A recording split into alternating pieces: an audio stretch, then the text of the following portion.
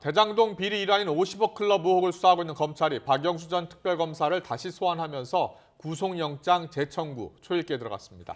또 같은 의혹으로 1심에서 무죄를 선고받은 곽상도 전 의원과 관련해서도 5달에 걸친 보강 수사 끝에 공범인 아들을 재소환했습니다.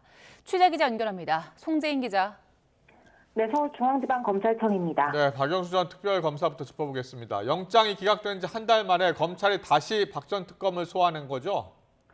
네, 그렇습니다. 박 전 특검은 오늘 오전 10시쯤 검찰에 비공개 소환돼 5시간째 조사를 받고 있습니다. 말씀하신 대로 지난달 30일 구속영장이 기각된 뒤 거의 한 달 만에 다시 검찰에 출석한 건데요. 박 전 특검은 지난 2014년 우리은행 이사회 의장으로 일하면서 대장동 일당 청탁을 들어주는 대가로 50억 원을 약속받고 또 현금 8억 원을 받은 혐의를 받습니다.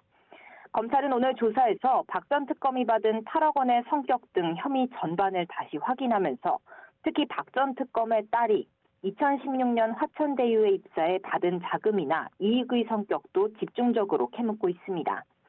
연봉과 대여금, 퇴직금, 또 대장동 아파트를 분양받아 얻은 시세 차익까지 25억 원에 이르는데요. 이 돈이 결국 대장동 일당이 앞서 50억 원을 약속받고 청탁을 들어준 박 전 특검을 보고 준 게 아닌지 추궁하고 있습니다. 네, 검찰이 박 전 특검 딸이 화천대유에서 받은 돈에 주목하는 배경이 뭡니까?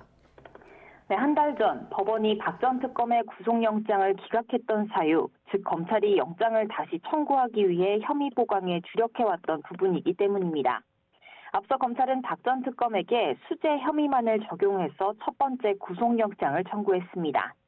이는 금융기관 임직원에게만 적용되는 혐의라 박 전 특검이 우리은행 이사회 의장으로 있지 않던 때에 딸에게 간 돈은 범죄 사실로 묶을 수 없습니다.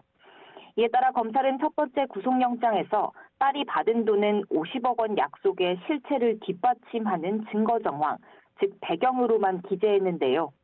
법원이 구속영장을 기각하면서 혐의 전반에 관해 사실관계조차 다툼의 여지가 있다고 판단하면서 검찰로서는 혐의 구성을 더 탄탄하게 해야 하는 상황에 놓였습니다. 이에 딸이 이익을 받던 시점, 즉 2016년 이후 박 전 특검이 국정농단 특별검사로 있었다는 데 주목하면서 공직자의 금품 수수를 제한하는 청탁금지법을 박 전 특검에게 추가로 적용했습니다. 딸도 청탁금지법 위반 공범으로 입건하면서 대장동 일당과 박 전 특검 측의 거래 관계를 더 포괄적으로 묶어 혐의를 다져왔는데요.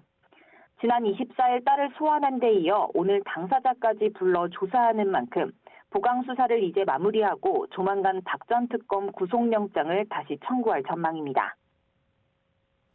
네, 박 전 특검과 함께 50억 클럽 명단에 오른 곽상도 전 의원. 곽 전 의원 아들도 동시에 조사를 받고 있다고요?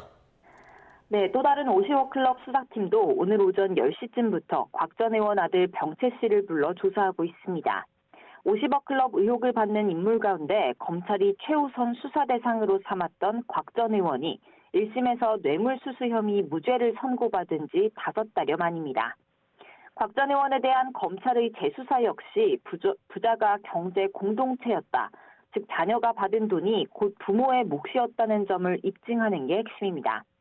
앞서 1심 재판부가 곽 전 의원이 화천대유 대주주 김만배 씨 등의 민원을 해결해준 대가로 뇌물을 받은 혐의에 대해 각각의 사실관계에 의문을 보이면서 무엇보다 독립생계를 유지하는 병채 씨가 화천대유에서 받은 이익이 곧 곽 전 의원이 받은 것과 같다고 볼 수 있는지 증명되지 않았다고 판단했기 때문입니다. 이에 병채 씨를 뇌물수수 공범으로 입건해 보강 수사를 벌여온 검찰은 오늘 병채 씨에 이어 조만간 곽 전 의원도 불러 조사할 방침입니다. 지금까지 서울중앙지검에서 YTN 송대인입니다.